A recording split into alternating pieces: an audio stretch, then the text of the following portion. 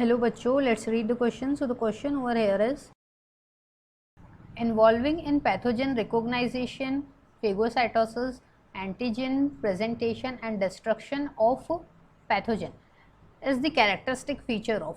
So mainly हमें कुछ characteristic features दिए गए हैं और उस पर से हमें ये आइडेंटिफाई करना है कि कौन सी टाइप का ब्लड सेल जो है इसमें ये सभी चीज़ें करता है.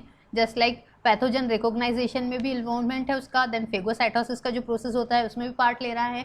अदर देन दिस जो एंटीजन प्रेजेंटेशन का फॉर्म है उसमें भी, और पैथोजन को डिस्ट्रक्ट करने में भी पार्ट ले रहा है. नाउ लेट्स सी जो ऑप्शंस दिए गए उनमें इसके रिगार्डिंग.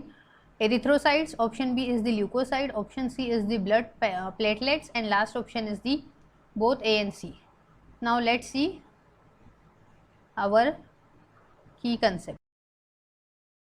सो की कंसेप्ट में क्या है? कैरेक्टरिस्टिक्स. सो फर्स्ट कैरेक्टरिस्टिक्स क्या है? हमारा जो एरिथ्रोसाइट्स है बेसिकली इसको हम और क्या कहते हैं? Red blood corpuscles. और ये कैसा होता है? ह्यूमन बॉडी में पाया जाता है, जिसका लाइफ स्पेन कितना होता है इसका? 100 to 120 डेज. ये नॉन न्यूक्लिएटेड होता है. और अगर हम इसकी बात करते हैं तो ये क्या करता है? मेनली इसका जो कैरेक्टरिस्टिक फीचर है ये क्या है? Formation of RBC. इनमें डिफरेंट टाइप्स की प्रोसेस होती है, जैसे आरबीसी फॉर्मेशन, सो उसको क्या कहेंगे हम? एरिथ्रोपायोसिस, एरिथ्रोसाइटोसिस. देन इनके अंदर आरबीसी में एक हीमोग्लोबिन पाया जाता है.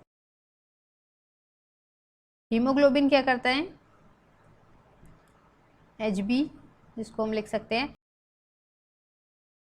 ऑक्सीजन के ट्रांसपोर्ट में हेल्प करता है. सो बेसिकली ये मेन फंक्शन है हमारे एरिथ्रोसाइट्स का. नाउ अगर हम ल्यूकोसाइट्स की बात करते हैं,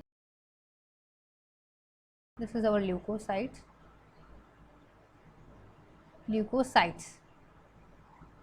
सो ल्यूकोसाइट्स जो है ये क्या होते हैं? वाइट ब्लड सेल्स और वाइट ब्लड कार्पस्कल्स जिनको हम कहते हैं. ये दो टाइप के होते हैं. First one is the granular, second one is the. इनको दो कैटेगरी में डिवाइड किया गया है. ग्रैन्युलोसाइट्स, जिनमें ग्रैन्यूल्स पाए जाते हैं, जो सेल के साइटोप्लाज्म में ग्रैन्यूल्स पाए जाएंगे उनको ग्रैन्युलोसाइट्स कहेंगे. और जो सेल के साइटोप्लाज्म में ग्रैन्यूल्स एब्सेंट रहेंगे उनको क्या कहेंगे?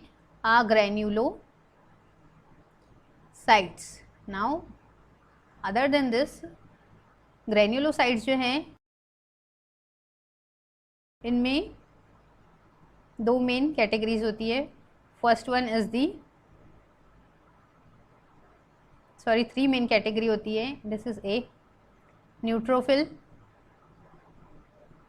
सेकेंड है हमारे योसिनोफिल, देन थर्ड है हमारे बेसोफिल. और अगर हम अग्रैन्युलोसाइट्स की बात करते हैं तो इनमें हमारे दो टाइप्स होते हैं. लिम्फोसाइट्स एंड सेकेंड हमारे मोनोसाइट्स.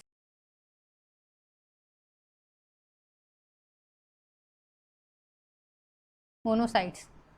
सो अगर हम WBC की बात करते हैं तो WBC में जो प्रोसेस होता है ये मेन रोल प्ले करते हैं हमारे वाइट ब्लड कार्पस्कल्स फेगोसाइटोसिस का. फेगोसाइटोसिस. अब फेगोसाइटोसिस क्या होता है? ये जो वाइट ब्लड कार्पस्कल है, जो भी फॉरेन मटेरियल बॉडी में एंटर होता है उसको क्या करते हैं? एनगल्फ कर लेते हैं.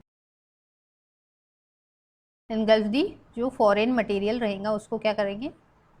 एनगल्फ कर लेंगे. नाउ ये क्या करते हैं? नेक्स्ट जो हमारे ऑप्शन है कि पैथोजन रिकॉग्नाइजेशन. पैथोजन को ये आइडेंटिफाई करते हैं, जस्ट लाइक रिकॉग्नाइज करते हैं और आइडेंटिफाई करते हैं, और देन उसको क्या करते हैं? उसका डिस्ट्रक्शन करते हैं. सो ये सब फंक्शंस हो गए हमारे वाइट ब्लड सेल के. These all are the functions. Now अगर हम बात करते हैं जो में लास्ट दिया गया है प्लेटलेट्स. सो प्लेटलेट्स जो है मेनली ये क्या करते हैं, ब्लड क्लॉटिंग फैक्टर्स